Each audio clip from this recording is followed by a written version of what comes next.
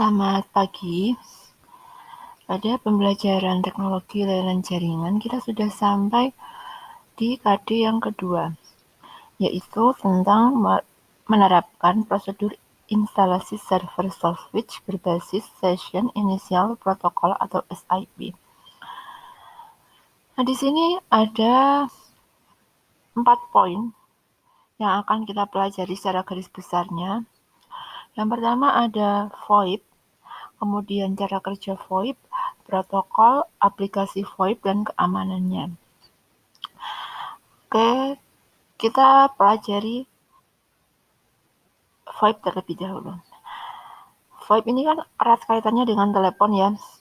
Telepon merupakan salah satu alat yang penting peranannya pada era globalisasi ini. Semua orang pasti membutuhkan telepon untuk melakukan komunikasi jarak jauh. Prinsip dari telepon ini adalah mengirimkan suara dari suatu tempat ke tempat yang lain melalui media tertentu. Nah, seiring dengan berjalannya waktu, telepon ini pun terus berkembang dari yang bersifat analog menjadi digital, hingga sekarang ini ada media telepon yang menggunakan jaringan komputer, yaitu VoIP. Jadi, bisa dikatakan kalau VoIP ini adalah metode terbaru dalam melakukan percakapan jarak jauh. Karena berbasis IP. Jadi suara itu dikirimkan melalui media tertentu dan akan diubah menjadi paket-paket yang menggunakan protokol jaringan komputer tertentu, bukan melalui sirkuit analog telepon biasa. Tapi meskipun seperti itu, meskipun punya banyak kelebihan, pastinya punya banyak kekurangan. Jadi VoIP itu masih dianggap belum bisa diterapkan di Indonesia secara luas.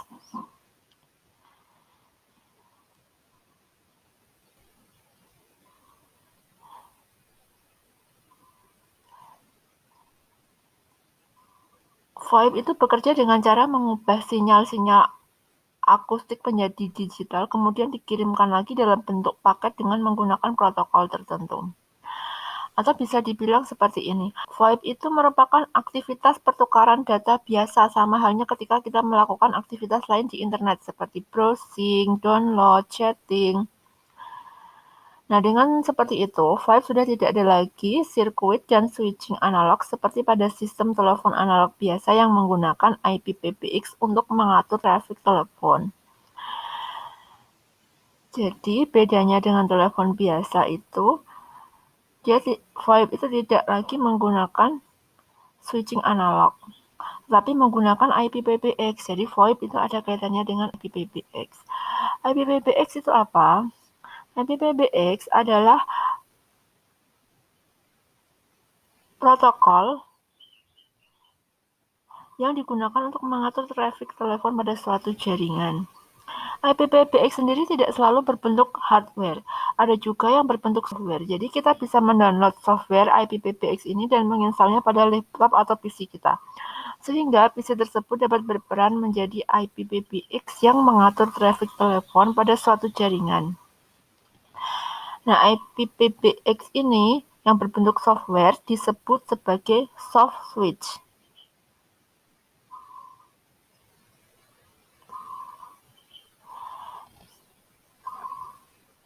Nah, jadi kalian sudah mengetahui pengertian VoIP. VoIP itu adalah telepon menggunakan jaringan internet, itu membutuhkan PBX. Sedangkan PBX sendiri itu adalah protokol. Nah, protokol atau PBX tidak selalu berbentuk hardware. Ada juga yang berbentuk software yang kita install di perangkat kita, di laptop atau komputer. Nah, software IP-PBX itu yang dinamakan dengan soft switch. Selain soft switch,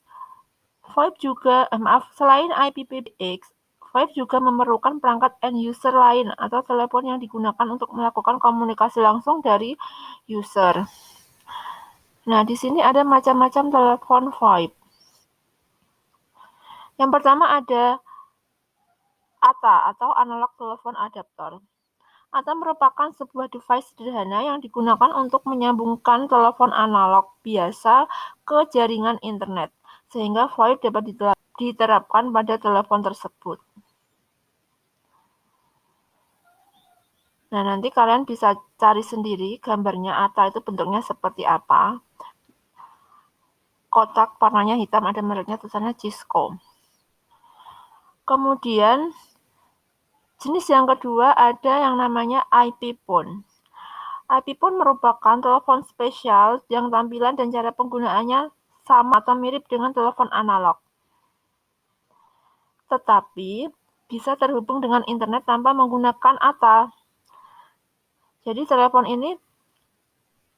biasa itu kan konektornya pakai RJ11, sedangkan IP phone ini konektornya itu pakai RJ45, sama seperti konektor yang kamu pakai untuk menghubungkan untuk yang kamu gunakan untuk membuat kabel jaringan.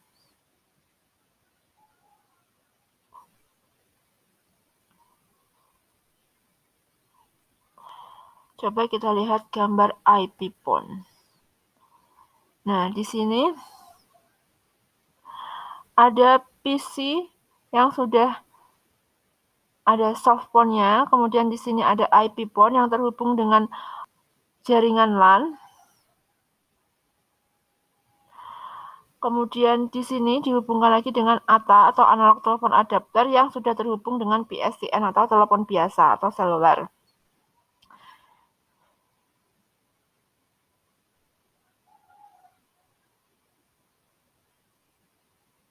Nah, hubungannya seperti ini. Jadi saling membutuhkan perangkat-perangkat tersebut.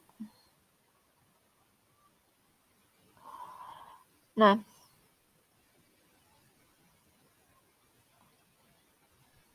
VoIP ini di VoIP ini terdapat protokol yang digunakan dalam melakukan transmisi data. Dalam satu protokol, di mana salah satu protokol sering digunakan itu adalah namanya SIP atau Session Initial Protocol. SIP adalah protokol pada layar paling atas atau layar aplikasi yang berfungsi untuk melakukan kontrol terhadap bagaimana sebuah panggilan disusun urutannya.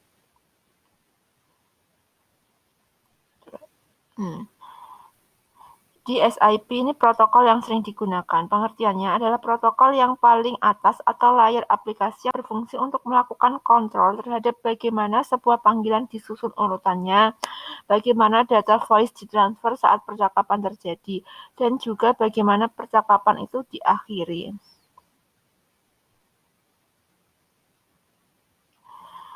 Coba kita lihat prosesnya pada gambar SIP server.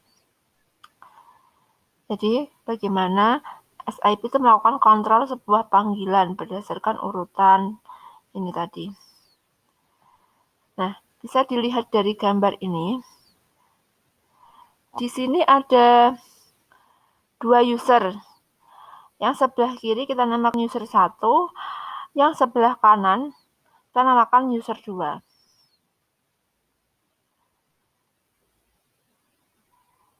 Pertama-tama, user 1 akan mengirimkan invite ke user 2. Nah, invite tersebut tidak langsung masuk ke user 2, melainkan diterima terlebih dahulu oleh SIP server. Karena SIP server merupakan pusat komunikasi pada VoIP yang mengatur jalannya komunikasi. Nah, setelah itu,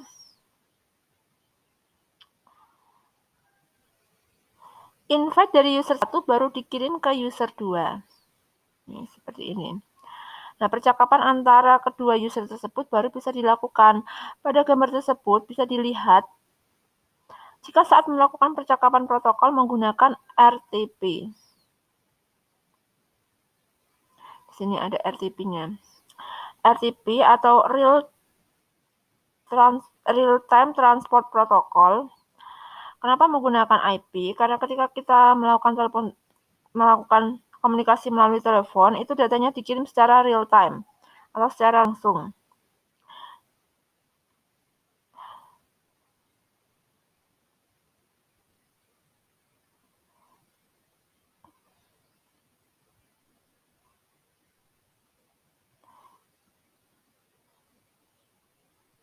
Setelah percakapan selesai, user 1 mengirimkan baik dan user 2 mengirimkan oke.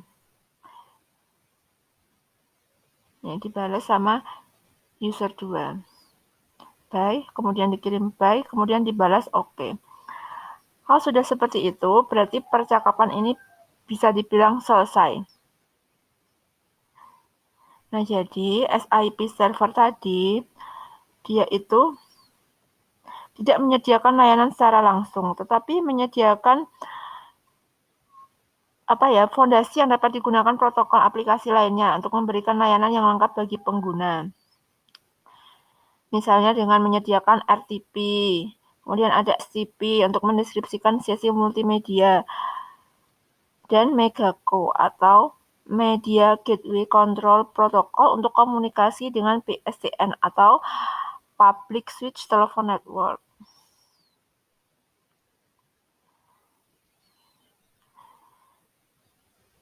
Oke, di poin 1 kita sudah mempelajari VoIP dan yang ada kaitannya dengan IPPBX dan macam-macam telepon VoIP, pengertian SIP dan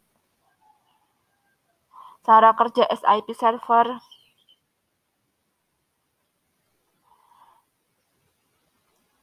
Untuk video selanjutnya, kita akan membahas bagaimana cara kerja VoIP.